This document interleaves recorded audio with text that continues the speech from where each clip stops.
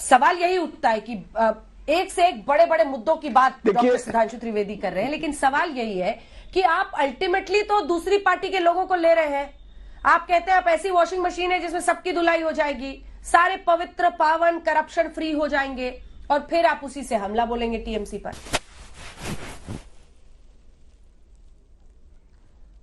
देखिए अंजना जी, मैं सुन रहे थे, बहुत अच्छा लग रहा था। आप इतना अच्छे सीनियर एंकर हैं कि आप जब तृणमूल से बात करते हैं लगता है कि बीजेपी के लिए बोल रहे हैं, जब बीजेपी के साथ बात करते हैं तो लगता है तृणमूल। बहुत अच्छा लग रहा था। लेकिन मैं आपको बता रहा हूं, सुधांशु जी जो कह रहे हैं कि ये कहना चाहिए, इसीलिए ही कह रहे हैं क्योंकि चुनाव है।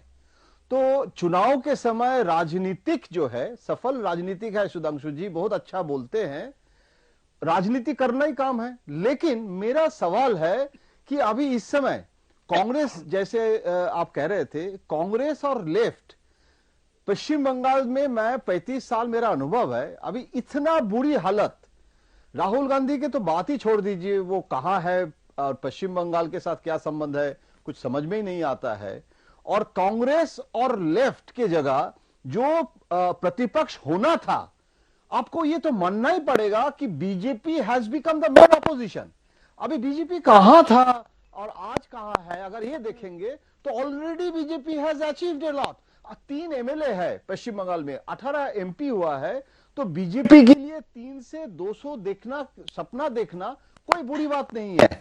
लेकिन बीजेपी का जो मास्टर स्ट्रेटेजिस्ट बैठे हैं दिल्ली में, लेकिन जो अंजना जी आप मुझे पूछ रहे थे और जो कांग्रेस को भी आप बोल रहे थे, एक बड़ी बात है कि बीजेपी के जो स्टेट लीडरशिप में एक बहुत बड़ा वैक्यूम है।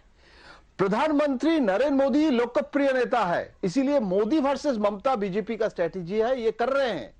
लेकिन ना कोई चीफ मिनिस्ट्रियल कैंडिडेट है। अगर मान लीजिए चीफ मिनिस्ट्रियल कैंडिडेट भी आप कभी करते हैं कभी नहीं करते हैं, लेकिन कोई लीडरशिप नहीं है, उनको सूट करता है, वैक्यूम है। चुनावों के पहले तक मनोहर लाल खट्टर को कौन जानता था? हाँ, आप झारखंड की सोच लीजिए, एक वक्त पर जब रघुवर दास को मुख्यमंत्री कौन जानता था?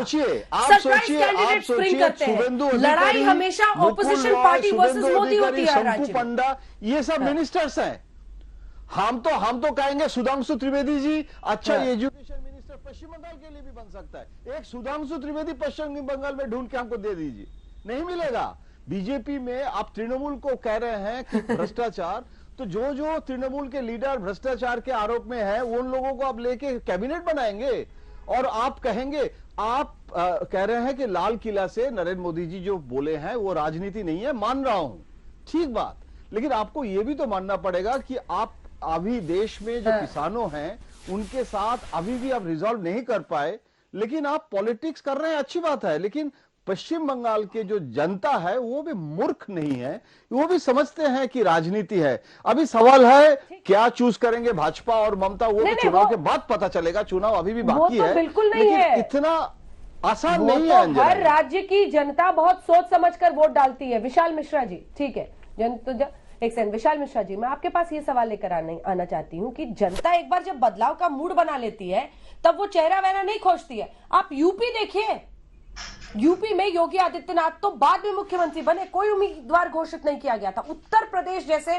बड़े राज्य में, महत्वपूर्ण राज्य में, जहां बड़े बड़े चेहरे थे दिग्गजों के, वैसे राज्य में भी चेहरा नहीं डाला। अब सवाल यह है कि जिस तरह से ये लड़ाई बीजेपी वर्सेस टीएमसी बन रही है, एक मुट्ठी चावल से उसकी कीमत मुश्किल पड़ सकती है क्या? ममता दी को देखिए अंजना जी, भारतीय जनता पार्टी विकास की बात करती है, भारतीय जनता पार्टी विकासवाद की बात करती है, तो ये लड़ाई बेसिकली विकासवाद वर्सेस परिवारवाद है। अभी यहाँ पर बैठे हुए टीएमसी के प्रवक्ता जी कह रहे थे कि बताइए बंगाल में कितने किसानों ने सुसाइड किया है, बंगाल में किसानों की स्थिति बहुत अच्छी है। तो मैं इनको बताना चाहूंगा कि एक्सीडेंटल आकाश बैनर्जी की बात कर रहे हैं आप। Accidental death and suicide in India, ADSI की रिपोर्ट आई है लेटेस्ट 2019 की, जिसमें साफ साफ कहा गया है कि 12,665 किसानों ने आत्महत्याएं की हैं और अकेले पिछले साल कलकत्ता में ही 181 किसानों ने आत्महत्याएं की थी। Point number 1। Point number 2, Anjana ji, एक मुट्ठी चावल की बात नहीं है यहाँ पर। एक मुट्ठी चावल से, जैसा कि माननीय सुधांशु त्रिवेदी जी ने कहा, ये जोड़ने की बात है, ये संकल्प की बात है।